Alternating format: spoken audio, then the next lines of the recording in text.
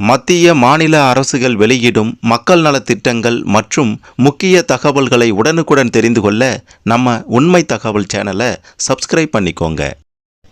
மகளிர் உரிமை தொகை 2500 ரூபாய் பற்றி தற்போது முக்கிய தகவல் ஒன்று வெளியாகி இருக்கின்றது. அதை பற்றி தான் இந்த வீடியோவில் பார்க்க போகிறோம். அதுக்கு முன்னாடி தகுதி உடைய அனைத்து மகளிருக்கும் உடனடியாக 2500 ரூபாய் இந்த தாவேகா அரசு வழங்க வேண்டும் அப்படின்ட்டு நினைக்கிறவங்க இந்த வீடியோவுக்கு மறக்காம ஒரு லைக் கொடுத்துக்கோங்க. சரி, வாங்க வீடியோக்குள்ளார போகலாம். தமிழக அரசின் பட்ஜெட் விரைவில் தாக்கல் செய்யப்பட இருக்கிறது. இதற்காக துறை சார்ந்த அதிகாரிகளுடன் முதலமைச்சர் தொடர்ந்து ஆலோசனை மேற்கொண்டு வருகிறார். இந்த நிலையில் இன்று 2வது நாளாக இந்த ஆலோசனையானது நடைபெறுகின்றது. அதாவது ஜூலை 3ஆம் தேதி 2வது நாளாக பட்ஜெட் தொடர்பான ஆலோசனையை முதல்வர் அவர்கள் நடத்துகின்றார். இந்த பட்ஜெட்டில் பார்த்தீங்கன்னா 2500 ரூபாய் மகளிர் உரிமை தொகை அறிவிப்பதற்கான சாத்தியக்கூறுகள் பற்றி ஆலோசிக்கப்பட இருக்கின்றது.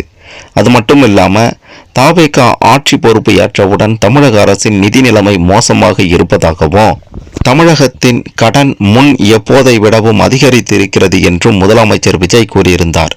இப்படி இருக்கையில் தாவேகாவின் தேர்தல் அறிவிப்புகள் பட்ஜெட்டில் எதிரொலிக்குமா அப்படின்ட்டு எதிர்பார்ப்பு எழுந்திருந்தது. இந்த நிலையில் மிக முக்கியமாக மகளிர் உரிமை தொகை 2500, அனைத்து குடும்பங்களுக்கும் மாதம் 6 இலவச சிலிண்டர்கள், வேலையில்லா பட்டதாரிகளுக்கு 4000 உதவித்தொகை போன்றவை தேர்தல் வாக்குறுதியில் மிக முக்கியமானது அப்படின்றதுல எந்த மாற்று கருத்துமே இல்லை. இப்படியாப்பட்ட ஒரு சூழ்நிலையில் பார்த்தீங்கன்னா நிதி நிலைமை குறித்து முதலமைச்சர் விஜய் அவர்கள் துறை ரீதியாக அதிகாரிகளுடன் ஆலோசனை மேற்கொண்டிருக்கிறார்.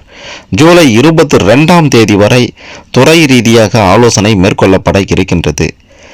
இந்த பட்ஜெட்டில் தேர்தல் வாக்குறுதிகளை நிறைவேற்றும் வகையில் அறிவிப்புகளை வெளியிடுவதற்கான சாத்தியக்கூறுகள் எவ்வளவு இருக்குது அப்படின்ட்டு முதலமைச்சர் விஜய் அவர்கள் ஆலோசித்துட்டு இருக்காரு.